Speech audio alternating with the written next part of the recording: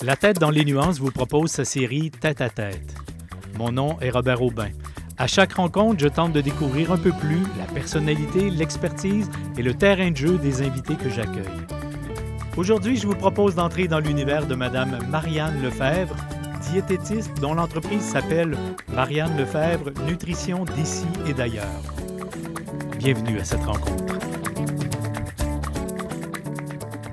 Bienvenue à chacune et à chacun d'entre vous à cette autre tête-à-tête que vous propose la série La tête dans les nuances.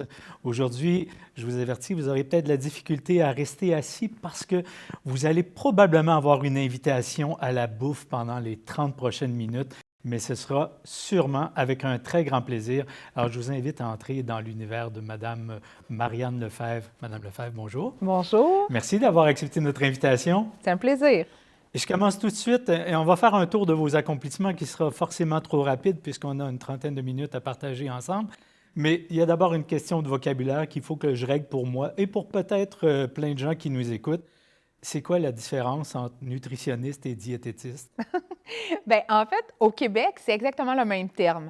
Donc, les deux sont régis par un ordre professionnel. Les deux, on doit avoir fait un baccalauréat en nutrition pour être nutritionniste ou diététiste.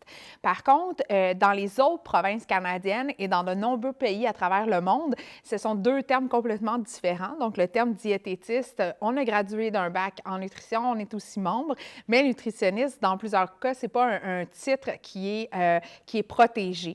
Donc, au Nouveau-Brunswick, par exemple, ou encore en Ontario, monsieur, madame, tout le monde peuvent s'autoproclamer nutritionnistes sans avoir d'études qui sont en lien. Mais au Québec, c'est exactement la même chose. Et ça prend une certification qui est le baccalauréat, Exactement. minimalement. Exactement. Merci d'avoir comblé ce vide. Je vais me coucher plus savant ce soir. Évidemment, vous consacrez votre vie à la bouffe, mais ça apparaît quand dans votre parcours? Est-ce que dès l'enfance, dans le milieu familial, la nourriture prenait une importance, la cuisine prenait une importance, que vous dites, bien moi, ça va tourner autour de ça, c'est sûr, ou bien ça s'est fait sur une autre croisée des chemins? Une autre croisée des chemins, je dirais, tu sais, on a toujours mangé des repas maison, à la maison, cuisinés par ma mère, mais quand j'étais plus jeune, adolescente, au cégep également, je voulais m'en aller dans tout autre domaine. Finalement, je n'avais pas été acceptée dans mes premiers choix. Vers l'âge de 18... Qui était très éloigné de ça? Ou... Ah, quand même, c'était en policière. Ah, policière et ensuite, il y a eu technique de loisirs aussi. Finalement, j'ai fait un bac en sciences humaines optimonde, qui était plus un DEC, pardon, en sciences humaines optimonde, qui était plus axé sur la politique, l'histoire, la géographie. Suite à ce DEC-là, en fait, je ne savais pas trop quoi faire de ma vie, donc je suis partie en voyage, vraiment sur un coup de tête, là. J'avais acheté mon billet d'avion avec ma paye de la semaine, ma paye de mes vacances d'été. Puis finalement, je suis restée 1 an en Europe à voyager, à travailler. Puis pendant cette année-là, après les fêtes, j'avais été faire le pèlerinage de Saint-Jacques-de-Compostelle en Espagne. Donc, j'étais partie le 6 janvier et au fur et à mesure que je marchais en moyenne 28 km par jour, je me suis rendu compte que j'avais beaucoup plus d'énergie selon si je mangeais tel aliment, moins d'énergie si je mangeais, par exemple, plus de matière grasse. Puis là, je me suis mis, en fait, à faire des expérimentations. Exactement. Donc, je me dis, ah ouais, les pois chiches, ça me fait manger vraiment beaucoup. Donc, à la fin de mon parcours, je me suis dit, ah, c'est vraiment intéressant, la nutrition, puis ça fonctionne pour de vrai. Donc, quand je suis revenue, j'ai décidé d'aller faire des études en nutrition. Alors, c'est d'abord parti de l'expérience. Hein? Exactement. Et puis, ce DEC Optimonde, me disiez-vous, oui? C'était peut-être aussi quelque part l'origine de ce volet nutrition internationale. Tout à fait. Qui est devenu votre carte de visite et, je dirais, la majeure, sinon la totalité de votre expérience professionnelle maintenant. Et je me demandais comment ce centre d'intérêt-là était venu peut-être un peu de ça. J'avais comme 2 choix de réponse qui peuvent être faux tous les deux ou en partie. À vous de répondre à la question. Alors, la question était, quel était votre centre d'intérêt en choisissant l'orientation de la nutrition internationale? Premier choix de réponse, vous attaquez aux problématiques de dénutrition des pays en voie de développement ou B, faire de la diversité alimentaire une sorte de patrimoine mondial. Je suis allé avec ces 2 hypothèses-là. Est-ce que je suis complètement à côté de la traque ou il y a quelque chose de ça ou c'était quoi l'intérêt? Non, vous n'êtes pas à côté de la traque. En fait, la nutrition internationale, hein, c'est une spécialité de la nutrition. Donc, c'est le titre de ma maîtrise que j'ai fait. Puis, à la base, quand on gradue de ces études-là, c'est qu'on se spécialise dans les problématiques nutritionnelles dans les pays en développement. Ce que j'aurais aimé faire à l'époque, mais bon, finalement, ça n'a pas fonctionné. Moi, j'ai intégré, en fait, le marché de la santé publique. Donc, je suis allée travailler dans un CLSC Rosemont. Puis, à ce moment-là, j'étais dans le programme HOLO et CIP. Donc, la grande majorité de ma clientèle était des femmes enceintes, souvent nouvellement arrivées au Canada. Puis, avec cette clientèle-là, j'ai énormément appris et j'ai appris, en fait, que le Canada est un leader en termes d'immigration, peut-être pas actuellement, mais on va dire de par son historique, et que les gens ici, suite à l'immigration, deviennent malades. Donc, l'état de santé se diminue énormément dû à de nombreuses causes, le climat, la sédentarité, une mauvaise éducation alimentaire, mauvaise connaissance aussi de l'environnement alimentaire québécois. Donc, moi, j'en ai fait une spécialité. En fait, quand j'ai vu cette problématique-là sur le terrain, je me suis dit, il faut qu'on fasse quelque chose, ça n'a pas de bon sens, parce que j'avais des requêtes de médecins qui me disaient, allez voir Madame dénutrie sévèrement. Là, j'étais dénutrie sévèrement au Canada. Moi, je ne comprenais même pas que ça existait. Puis, à toutes les fois que je me rendais au domicile des dames, parce que c'était des dames, c'était toujours des questions. Une dame haïtienne, par exemple, elle ne connaissait pas, puis ça, c'est dans de nombreux pays, hein. Les gens ne connaissaient pas comment fonctionnait un ouvre-boîte. Ils ne savaient même pas que ça existait. Donc, ils ouvraient les boîtes avec des pics en métal tout rouillés. Là, les enfants avaient le botulisme, la diarrhée, dénutrition, alors que le problème, comment se résolvait? Il se résolvait en allant acheter un ouvre-boîte à l'épicerie, puis en lui expliquant comment l'utiliser. Donc, des histoires comme ça, j'en ai eu plusieurs, des dizaines. Donc, c'est à ce moment-là que j'ai eu l'idée d'ouvrir mon entreprise qui, il y a maintenant 12 ans, portait le nom d'Intégration Nutrition. Puis, ça avait vraiment comme mission, en fait, d'accompagner les nouveaux arrivants au Canada dans leur intégration à l'environnement alimentaire québécois pour qu'ils puissent demeurer en santé. On a souvent l'impression que lorsqu'on accueille des gens au pays, on leur offre le paradis, alors qu'à la base, tous ceux qui se sont réfugiés au Canada comme ailleurs, si on leur offrait le choix et la possibilité de retourner chez eux, c'est probablement le premier choix qu'ils feront. Mais on a l'impression qu'ils arrivent dans un monde connu, alors qu'à l'évidence, ce n'est pas le cas. Non. Et j'en ai comme exemple, c'est Kim Thuy, dans son volume Rue, ou dans le film que vous pouvez voir, qui raconte souvent l'idée ou l'anecdote. Aujourd'hui, elle le raconte comme une anecdote. J'imagine que ça peut être au moment de son arrivée, ou une des premières fois qu'elle va à l'épicerie pour acheter du riz, parce que c'est quand même un aliment de base dans la culture vietnamienne. Ce qu'elle trouve, c'est une boîte de Rice Krispies, mais c'est quand même écrit Rice dessus, et c'est ça qu'elle achète. Puis évidemment, elle est un peu démunie face à ce qu'elle trouve dans la boîte, face au goût, ce qui fait que les gens qui arrivent n'ont aucune idée nécessairement de la culture alimentaire nord-américaine. C'est ça la première problématique? C'est une problématique qui est, oui, qui est au premier plan, si on peut dire ça comme ça, et qui peut être très importante et qui peut faire beaucoup de dommages aussi dans la santé des gens. Puis oui, l'exemple de Kim Thuy, c'en est un excellent. Ici, en Amérique du Nord, on a énormément d'aliments ultra transformés que dans plusieurs autres pays à travers le monde, les gens ne connaissent pas du tout.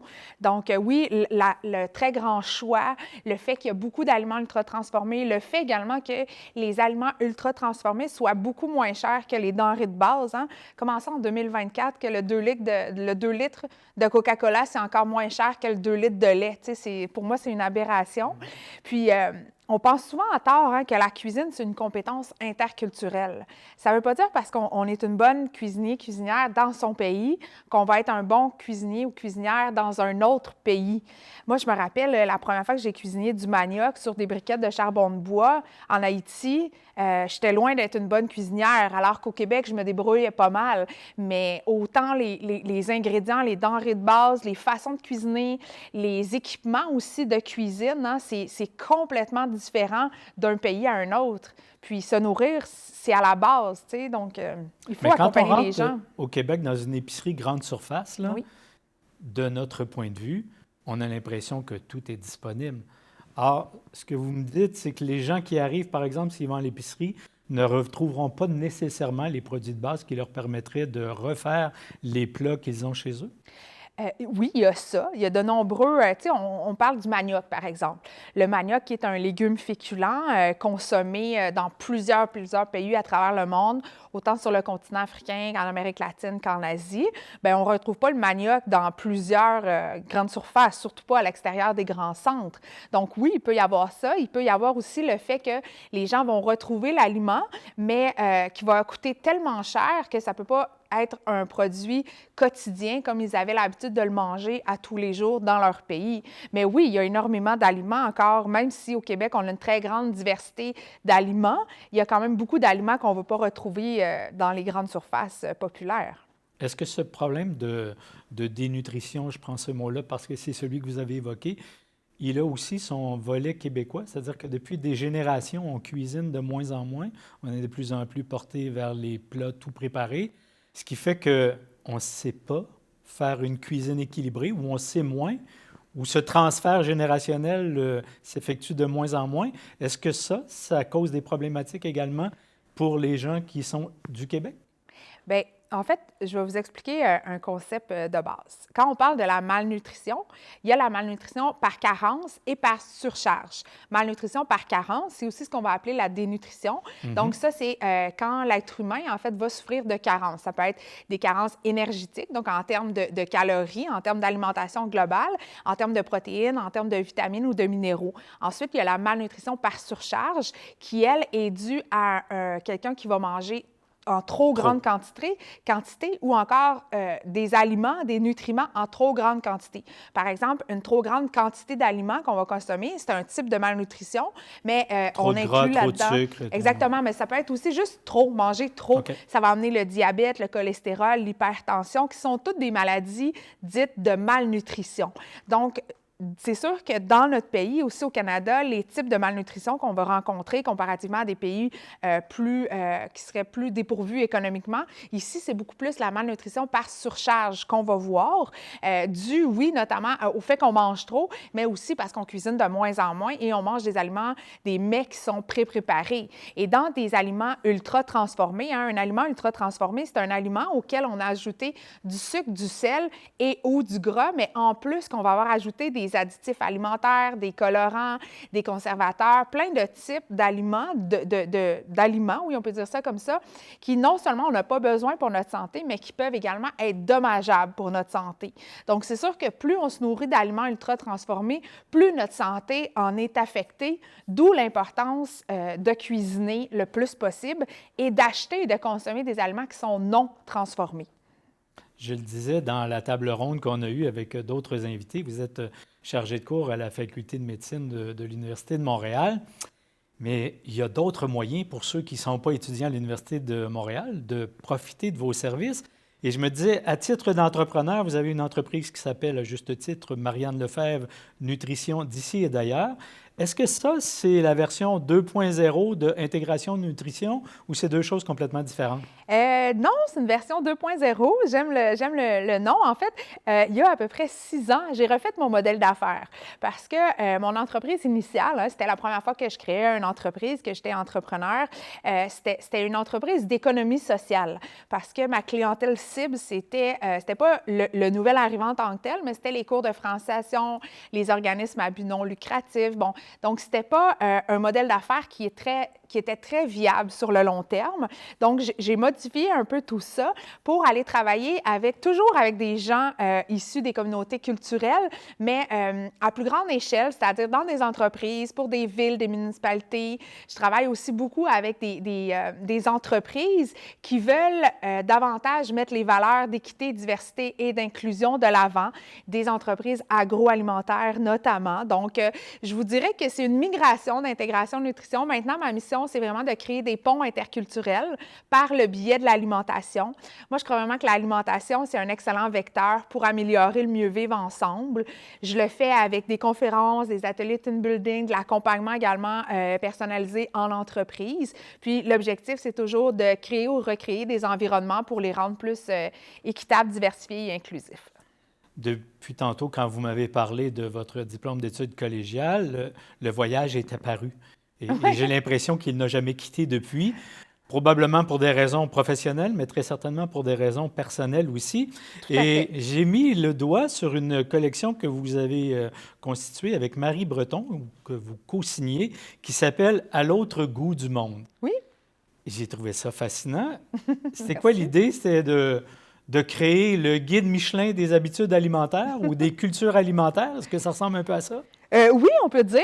En fait, c'était une collection 13 guides qu'on a créés sur les habitudes alimentaires, les spécialités locales, des spécialités culinaires. Il y avait également des lexiques des fruits et des légumes, notamment, qu'on retrouve. Puis nous, on avait envie de créer comme un outil de voyage, de dire, OK, moi, je m'en vais au Vietnam, au Cambodge, en Thaïlande, puis j'aimerais savoir ce qu'on mange là-bas, qu'est-ce que je dois goûter, je suis dans quelle région, quelles sont les spécialités culinaires là-bas. On avait donné à l'époque notre guide alimentaire brésilien aux athlètes qui s'en allaient aux Jeux olympiques de Rio de Janeiro. Donc, on leur a dit, ça va vous aider à vous alimenter sur place. Donc, c'était vraiment le but de ces guides-là. On a eu beaucoup de plaisir à réaliser ça. Moi, j'aimerais avoir le truc de la voyageuse. Parce que, évidemment, quand on arrive dans un autre pays, on a tous le goût de goûter les spécialités de la maison. Mais si on reste sur le circuit touristique, j'ai l'impression que souvent, c'est pas tout à fait ça, ou c'est fait pour... Effectivement. Alors, comment on fait pour s'assurer que ce que vous nous suggérez dans le livre, on le trouve à la bonne place? Bien, je pense qu'il ne faut pas avoir peur de s'acheter des voyages en dehors des circuits tout inclus, dans un premier temps. Deuxièmement, moi, je vous invite, tu sais, la première chose que je vous invite à goûter quand vous allez dans un pays autre que le vôtre, c'est vraiment les fruits du pays en question. Donc, traînez-vous toujours un couteau dans votre poche. Ça aide énormément. Puis, quand vous faites des circuits en autobus ou avec des groupes, demandez de vous arrêter dans des étals de fruits et de légumes sur le bord de la rue. Quand on a notre couteau, on lave nos fruits avec de l'eau embouteillée parce que l'eau n'est pas toujours potable. Donc, on goûte les fruits. Ça, c'est une première expérience, je Avec crois. la pleure, c'est permis une fois lavé? Oui, tout à fait, mais ça dépend lesquels. Mais tu sais, si c'est des tomates, par exemple, oui. Mais il y a beaucoup de fruits locaux que la pleure ne se mange pas. Tu sais, si on passe les ananas, les mangues, les litchis, les rambuchans, etc. Donc, ça va être des fruits, mais on va toujours laver la peau, d'abord et avant tout. Puis, ne pas avoir peur aussi de goûter à la cuisine locale dans la nourriture de rue. Puis, le meilleur truc, en fait, si on veut être sûr de ne pas être malade, c'est vraiment de se mettre à l'heure prandiale du pays. Donc, tu sais, si le dîner est à 2 heures, bien, d'aller prendre son dîner à 2 heures et non à midi. Parce que sur l'heure de pointe des repas, il va y avoir un roulement des aliments qui fait que les risques d'être malade vont être beaucoup diminués. Donc, c'est les deux conseils. Que je mets dans ma petite poche et que je trouve tout à fait pertinent. Mais je reviens sur cette série de 13 volumes, me disiez-vous, de À l'autre goût du monde. On n'énumérera pas la série des pays, mais si vous êtes intéressé, ça se trouve facilement sur le net. Il y a un pays qui n'était pas là, me semble-t-il, peut-être parce qu'il n'a pas encore le statut de pays, mais c'est le Québec. Effectivement. Alors, je me disais, serait-il pertinent qu'il y en ait un sur le Québec qui pourrait servir justement à tous ces nouveaux arrivants avec qui vous travaillez, par lesquels ils pourraient connaître nos cultures alimentaires, puis peut-être se faire une idée de ce qu'on mange, de ce qu'ils auraient le goût de goûter aussi, parce qu'il y a aussi des gens qui viennent nous visiter au Québec ou au Canada, peu importe. Hein. Est-ce que cette idée-là vous a déjà effleuré de l'esprit? Oui, ben c'est une des raisons pourquoi j'ai ajouté le Québec dans mon récent ouvrage « Dans les cuisines du monde ». J'y allais après, mais allons-y maintenant. Ben oui, en fait, c'est que moi, j'avais remis mon manuscrit tout prêt, corrigé à la maison d'édition. Puis c'est C'était le manuscrit de ce volume-là, oui, pas de ce volume-là. Oui, de ce volume-là, qui est complètement... Pas d'un 14e volume. Non, qui est complètement un ouvrage différent, parce que celui-ci, en fait, c'est vraiment un collectif culinaire. Donc, j'ai cuisiné avec une quinzaine de personnes issues de pays différents. Puis, pour chaque pays, vous avez toujours l'histoire des gens, comment ils sont arrivés au Canada. C'était vraiment important pour moi de mettre En fait, ça faisait longtemps que je voulais... Donc, c'est pas un récit de voyage, là. C'est 15 personnes de 15 nationalités différentes qui vivent maintenant au Québec. Moi, je les ai toutes rencontrées au Québec. C'est toutes des belles personnes que j'ai rencontrées sur mon chemin, mais il y a aussi beaucoup de péripéties de voyage que moi, j'ai faites dans les pays en question. Mais c'était très important pour moi de publier un livre de cuisine du monde mais en donnant le crédit aux personnes à qui les recettes appartenaient. Donc, il y a toujours l'histoire de la personne, comment ils sont arrivés au Québec. Il y a une introduction gourmande sur la culture alimentaire du pays. Ensuite, chaque personne, on fait de 3 à 5 recettes, une entrée, un plat, un dessert. Des fois, il y a des breuvages, des accompagnements, mais c'est vraiment un bel outil pour recevoir autrement. Quand on veut faire, par exemple, si on veut faire un souper mexicain, un souper libanais, un souper béninois, donc vous avez les 3 services. Puis, donc, j'ai ajouté la section Québec qui, ce sont des recettes, vous avez la recette traditionnelle de ma grand-mère qui est une soupe aux légumes. Vous avez ensuite le bouilli à mon père qui était sa recette préférée et un dessert qui est de ma création, mais avec des produits locaux qui est le dessert préféré de ma petite fille. On parlait dans la table ronde qu'on a eue un peu plus tôt de diversification pour nos repas du temps des fêtes. Est-ce que ça pourrait être la porte d'entrée pour dire, moi, je veux faire changement du repas traditionnel cette année pour recevoir mes invités, et puis je vais trouver là-dedans une thématique. Ce sera un Noël mexicain ou un Noël brésilien. Il y aurait donc là-dedans tout ce qu'il faut pour mener à bien le projet? Tout à fait, tout à fait. C'est une excellente idée. Moi, je pense que des soupers thématiques, ça a sa place tout au long de l'année. C'est une bonne façon aussi de faire de l'éducation avec les enfants, mais également avec les adultes. Puis vous savez, Robert, la dernière phrase de mon livre, c'est « Mangeons ensemble pour mieux vivre ensemble ». Moi, je crois vraiment que quand on sait ce que l'autre mange, par la suite, on a beaucoup moins peur et ça fait un excellent prétexte au dialogue.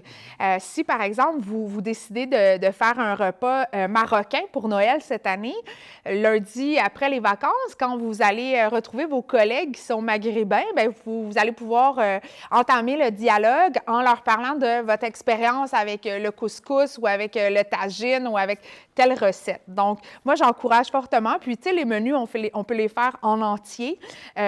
Aussi, il y a énormément de belles salades dans mon livre. Donc, une salade notamment du Kajastan avec des poivrons, des tomates, des concombres, tous des aliments qu'on connaît, mais qui est agrémenté, assaisonné avec de la nette fraîche.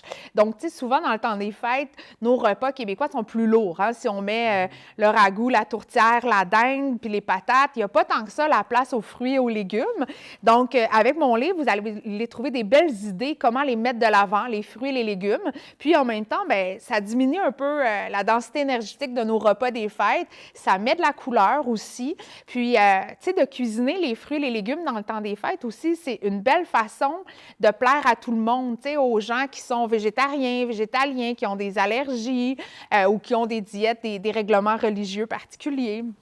Je vais rebondir sur la peur que vous avez introduite dans votre réponse parce que souvent, on part sur un élan, on dit « OK, cette année, je mets de côté le traditionnel, ce sera mexicain. » Puis là, on commence à regarder les recettes, puis comme on ne les a jamais fait, on fait « Oui, mais le risque d'échec est grand ou pas? » Pas tant que ça. Pas tant que ça? Même si on n'est pas cuisinier ou cuisinière patenté? Hein? Oui, exactement.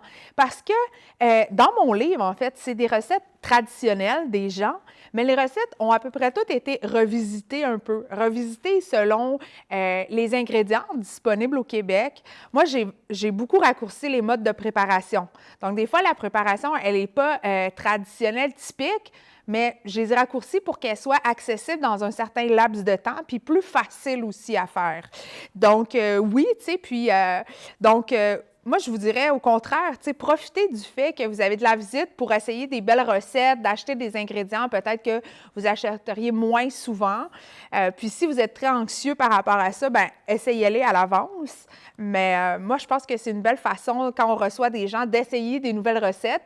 Puis, aussi, tu sais, n'ayez pas peur de le dire aux gens. Hey, c'est la première fois, aujourd'hui, je cuisine à la mexicaine. Bien, on va tous goûter ensemble. Et vivons l'expérience. Vivons l'expérience au complet. T'sais. Puis moi, j'invite même les gens à mettez-vous de la musique, décorée selon le pays. Dans mon livre aussi, il y a toujours les maps mondes. Donc, on peut voir le pays est où. C'est telle madame qui faisait telle recette quand elle était jeune. Donc, allez lire l'histoire aussi. Puis bien sûr, il y a beaucoup d'informations culturelles sur le pays. Donc, par exemple, si on a besoin de citronnelle, bien après ça, comment conserver la citronnelle. Si on achète de la mélasse de grenade, bien, qu'est-ce qu'on peut faire après avec la mélasse de grenade pour ne pas la gaspiller? Donc, des astuces comme ça. C'est vraiment fascinant vous entendre parler cuisine.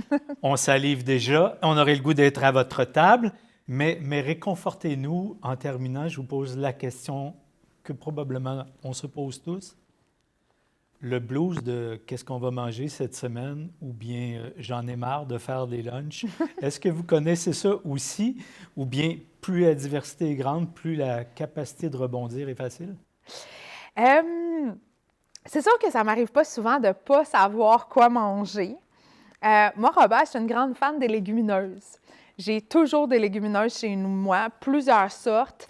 J'en ai des sèches, puis j'en ai des cuites aussi. Moi, je trouve qu'avec des légumineuses, c'est très facile de cuisiner un bon repas. Il faut aussi avoir des assaisonnements. Moi, j'ai des légumineuses puis des épices chez nous. J'en ai vraiment beaucoup. Donc, tu sais, des fois, quand je ne sais pas quoi manger... Mais comment on apprend à marier ça? Essai-erreur ou bien c'est aussi dans le livre? Oui, dans le livre, il y a beaucoup d'épices aussi, des herbes fraîches aussi. Je pense que les épices, il ne faut pas avoir peur de les utiliser. Quand on cuisine avec des épices, on y va, on les sent, on en met moins plutôt que trop. Donc, on peut en mettre moins, puis on va peut-être goûter plusieurs fois avant de trouver la bonne dose.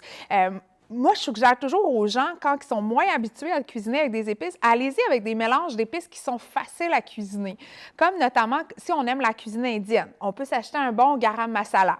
Plein de compagnies maintenant d'épices québécoises en commercialisent. Si on aime la cuisine plus Afrique du Nord, donc Tunisie, Maroc, on va y aller avec un ras el hanout. Donc ça, c'est facile, le ras el hanout. Si on a envie de manger une soupe aux lentilles marocaine, bien, on fait... Puis les épices, c'est comme les noix. Elles gagnent toujours en saveur quand on les fait torréfier. Donc torréfier, c'est-à-dire cuire sans quart gras.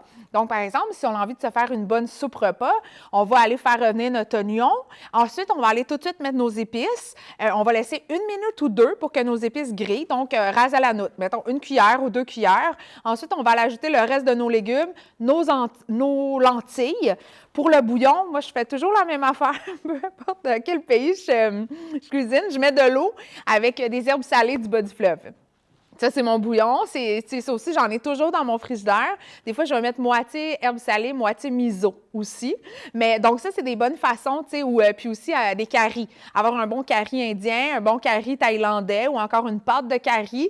Donc, ça, c'est encore là des raccourcis en cuisine que j'appelle, tu sais. En tout cas, je ne sais pas si je vais y arriver, mais chose certaine, vous donnez le goût de l'aventure et de risquer autre chose. Merci infiniment. C'était un 30 minutes de pur plaisir. Merci, M. Aubin. Au plaisir.